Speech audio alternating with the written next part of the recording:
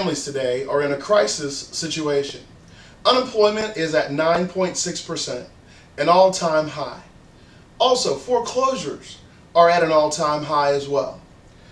Food banks across this country are serving the needs of families, not just individuals alone, but families. That's the husband, that's the wife, and the children. We are quickly becoming a country of haves and have-nots. Our government has been assisting the needs of the people who are homeless, who are needy, for many, many years. As a matter of fact, in the 1930s, welfare began during the Great Depression. President Franklin Delano Roosevelt saw the need for government intervention. Millions had lost their jobs. Many fathers had left the home, leaving parents and children to fend for themselves. Now, in today's economy, it's eerily similar to the 1930s. We are facing what some might call a double-dip recession.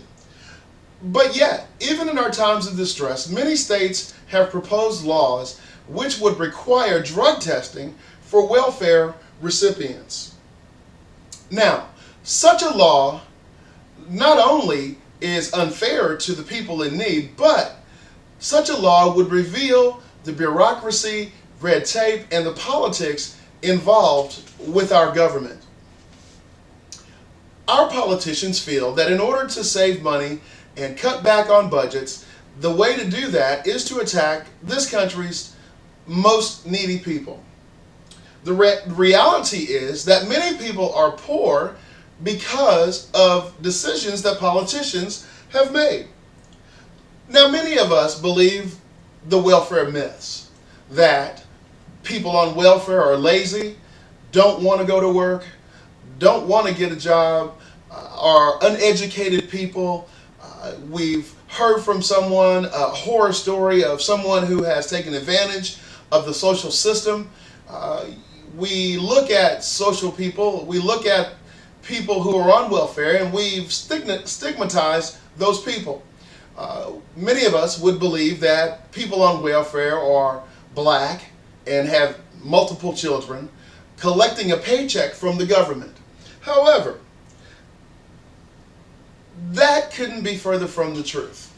Statistics show that most welfare recipients are non-black and are on welfare for a period of less than 2 years.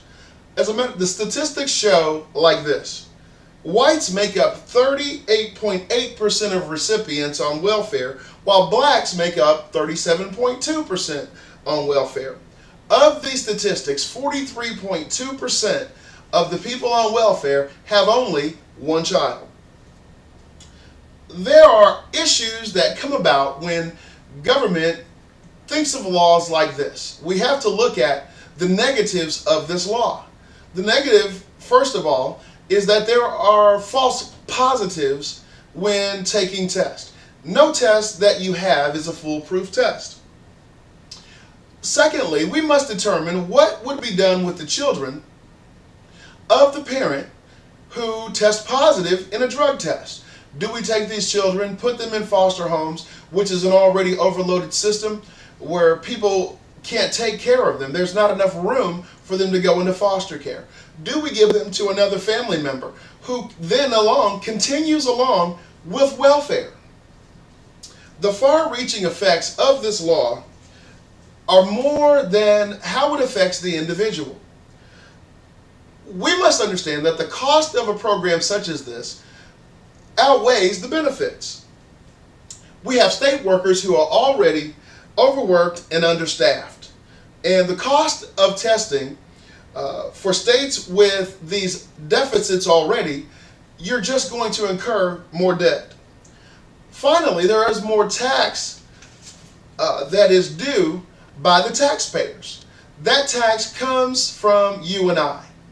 I think it's about time that we step in and tell the government enough is enough. Another issue that we must deal with when dealing with the law that requires welfare recipients to be drug tested is what drugs do we test for? Marijuana, crack cocaine, meth, heroin, the list goes on and on. But we must be careful not to travel down the slippery slope, because once you open that door, who knows what's next? People who smoke cigarettes, people who drink alcohol, or maybe even people who go to the boat and have gambling problems. Where will it end? Michigan had attempted to create this law back in 1999. As a matter of fact, they established this law. And what came about was the Court of Appeals decided that the law was unconstitutional because it violated citizens' Fourth Amendment rights. But there are also other issues that arise from the testing. Who will administer the test? Will the governments who are trying to save money have the best interest of the public at heart? I think not. It's more a case of having the fox watch the hen house. In conclusion, our government has made us comfortable with getting government assistance for all of these years. And now for them to pull this away from the public would be a travesty. I do agree, however, that something does need to be done in order to reform the welfare system. This just is not what we need.